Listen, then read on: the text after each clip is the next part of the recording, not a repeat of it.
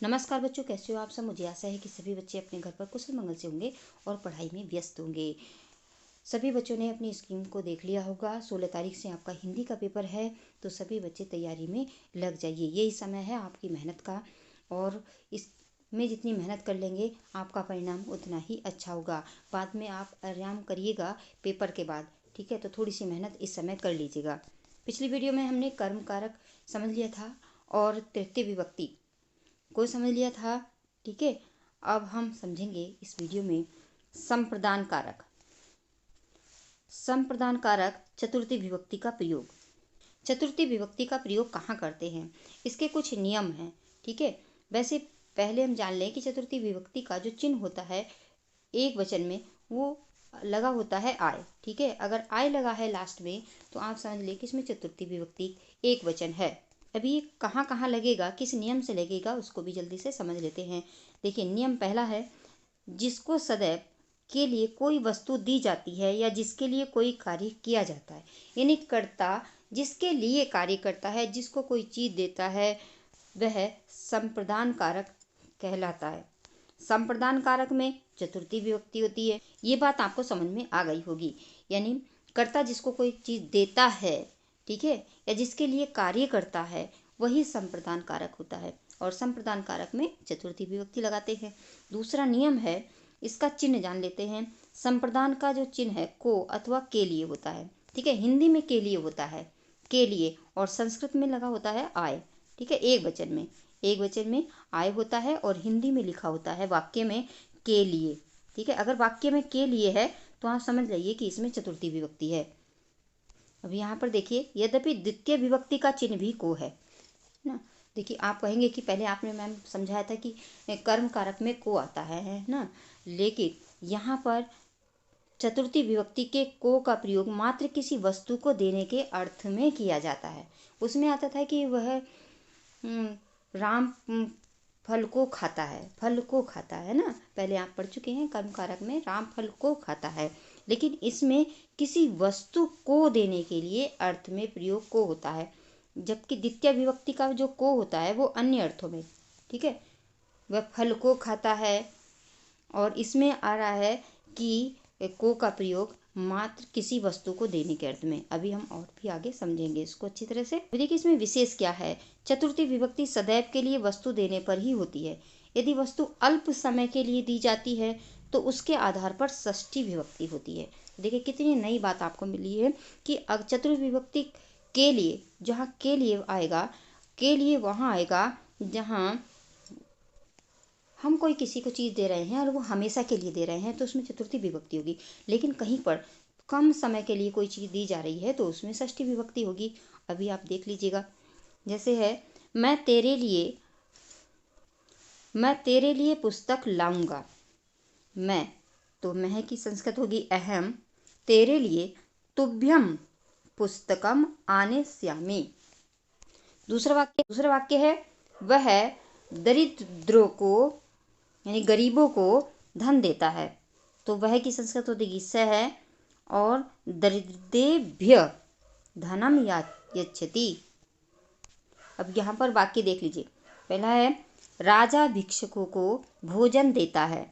राजा भिक्षुकों को भोजन देता है। यहाँ पर देखिए, इसकी संस्कृत होगी नृपः भिक्षुकेभ्य भोजनम ददाति। वे हमें फल देते हैं। ते असुभ्यम फलानि यच्छन्ति। वे दोनों राम के लिए जल लाते हैं, तो वे दोनों तऊ किसके लिए लाते हैं, रामाय जलम आनीयतः।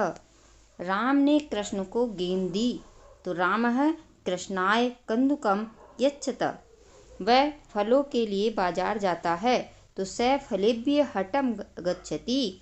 अध्यापक छात्र को पुस्तक देता है। अध्यापक छात्राय पुस्तकम ददाति। और चतुर्थी विभक्ति के क्या नियम है संप्रदान कारक में। देखिए, चतुर्थी विभक्ति के लिए में तो लगती ही है, और भी जो दूसरे नियम है वो जान लीजिए। रुच, अच्छा लगना, अगर कोई चीज़ हमें अच्छी लगती है तब उसमें भी चतुर्थी विभक्ति लगाते हैं। अच्छा लगना धातु या समान अर्थ वाली धातु के योग में जिसको वस्तु अच्छी लगती है उसमें चतुर्थी विभक्ति, जिसको अच्छी लगती है, यहाँ पर ध्यान देने की बात है, जिसको अच्छी लग रही है उसी में चतुर्थी विभक्ति लगाएंगे। और कोई चीज़ चाहने में, स्पह यानी चाहना, और इप्सित पदार्थ जिसको चाहा जाता है ना, जिसको चाहा जाता है, उसमें भी चतुर्थी विभक्ति लगती है। तीसरा है क्रुद्ध, द्रोह, ईर्ष्य, निंदा करना। ठीक है, इन शब्दों को याद रखिए। अगर कोई गुस्सा कर रहा है, द्रोह कर रहा है, ईर्ष्या कर रहा है, किसी की निंदा बुराई कर रहा है, तो इन सब के समान अर्थ वाले या अन्य धातु के योग में भी जिसके प्रति क्रोध, द्रोह, ईर्ष्या आदि की जाती है, उसमें भी चतुर्थी विभक्ति होती है। और ये तो आपको पता ही है। देखिए, ये जो बहुत ही महत्वपूर्ण है, आपकी जो परीक्षा में पूछा जाने वाला है, ये है चतुर्थी विभक्ति का जो ये नियम है। नमः, देखिए ये नमः, स्वस्ति, स्वाहा, स्वधा, अलम के योग में जिसके प्रति नमस्कार इत्यादि क्रियाएं की जाती है, उसमें चतुर्थी विभक्ति होती है। कौन से सूत्र से? नमः, स्वस्ति, स्वाहा, स्वधा, अलवशिष्ट योगाश्च सूत्र के अनुसार इन सब में चतुर्थी विभक्ति लगाते हैं। अब ये देखिए, यहाँ पर आदर्श वाक्य जब आप देख रहे हैं, मुझे लड्डू अच्छे लगते हैं। मुझे तो मह्यम, जिसको अच्छे लगते हैं, तो मुझे अच्छे लगते हैं, तो उसमें ही चतुर्थी विभक्ति लगी। मुझे लग रहे हैं, तो मुझे में ही चतुर्थी विभक्ति लगाई है। मह्यम लड्डू मोदका, बहुत सारे लड्डू हैं, मोदका रोचन्ते। उसे पुआ अच्छा लगता है, किसे लग रहा है? उसे, तो उसमें ही चतुर्थी विभक्ति लगाएंगे। तस्मै अपूपः स्वदते। पिता पुत्र पर गुस्सा होता है, गुस्सा मतलब क्रोध आ रहा है। ठीक है, तो किस पर गुस्सा आ रहा है, उसमें चतुर्थी विभक्ति लगाते हैं। जनकः पुत्राय क्रुध्यति। रावण राम से द्रोह करता है। द्रोह किससे करता है? रावण, राम से, तो राम में चतुर्थी विभक्ति लगाएंगे। रावणः रामाय दुहति। दुर्जन सज्जनों से ईर्ष्या करते हैं, तो दुर्जनः सज्जनेभ्यः ईर्ष्यन्ति। सज्जन बहुत सारे हैं, तो सज्जनेभ्यः। ठीक है, गुरु को नमस्कार है, नमः के योग में तो चतुर्थी विभक्ति लगती है। देखिए, ये तो आपको याद रखना है, क्योंकि इसी से बोर्ड परीक्षा में आपसे प्रश्न पूछे जाएंगे। और जितने भी नियम हैं, वो नियम आपको अनुवाद बनाने में काम आएंगे। और एक जो चतुर्थी विभक्ति या द्वितीय विभक्ति, तृतीय विभक्ति, इनसे जो प्रश्न पूछा जाएगा, उनमें सबसे महत्वपूर्ण चतुर्थी विभक्ति का ये नमः, स्वस्ति, स्वाहा, स्वधा, अलवशिष्ट योगाश्च, इन शब्दों के योग में चतुर्थी विभक्ति लगती है, याद रखिएगा। तो जैसे नमः के योग में कौन सी विभक्ति लगी? यहाँ पर चतुर्थी विभक्ति लगी है। पुत्र का कल्याण, पुत्राय स्वस्ति। ठीक है, पुत्र का कल्याण, तो पुत्र के लिए, किसके लिए कल्याण हो रहा है? पुत्र के लिए, तो पुत्र में चतुर्थी विभक्ति हो रही है। भूतों के लिए बलि, किसके लिए बलि हो रही है? भूतों के लिए हो रही है, तो भूतेभ्य बलि। अग्नि के लिए स्वाहा, किसके लिए स्वाहा हो रहा है? अग्नि के लिए, तो अग्नि में चतुर्थी विभक्ति लगा रहे हैं, अग्नि स्वाहा।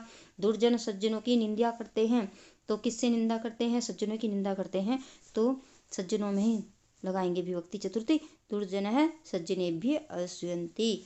ठीक है, परीक्षा में आपसे इस तरह से पूछा जाएगा कि एक वाक्य दे दिया जाएगा और उसमें आपसे पूछ लिया जाएगा, नीचे रेखांकित होगा, रेखा खिंची होगी और पूछ लिया जाएगा कि इसमें कौन सी विभक्ति लगी है, कौन से नियम से लगी है, कौन से सूत्र से लगी है। तो आप इसका जवाब इस तरह से ले देंगे कि नमः, स्वस्ति, स्वाहा, स्वधा, अलवशिष्ट योगाश्च सूत्र के अनुसार नमः के योग से गणेशाय में चतुर्थी विभक्ति लगी है।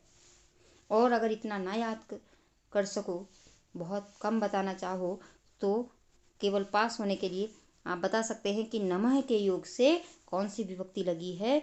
चतुर्थी विभक्ति लगी है। तब भी आप पास तो हो ही जाएंगे। ठीक है, कौन सी विभक्ति लगी है? चतुर्थी विभक्ति।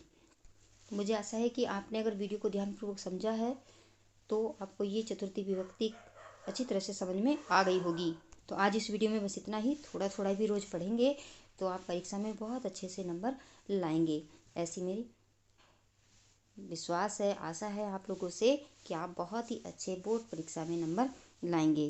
इस वीडियो को देख करके अपने मित्रों के साथ ज़रूर शेयर करो, क्योंकि देखो, जब हम दूसरे को लाभ पहुंचाते हैं तो ईश्वर आपको लाभ खुद ही दे देता है। दूसरों का भला करो, अपना भी भला अपने आप ही हो जाएगा। तो कल हम पढ़ेंगे पंचमी विभक्ति, अपादान कारक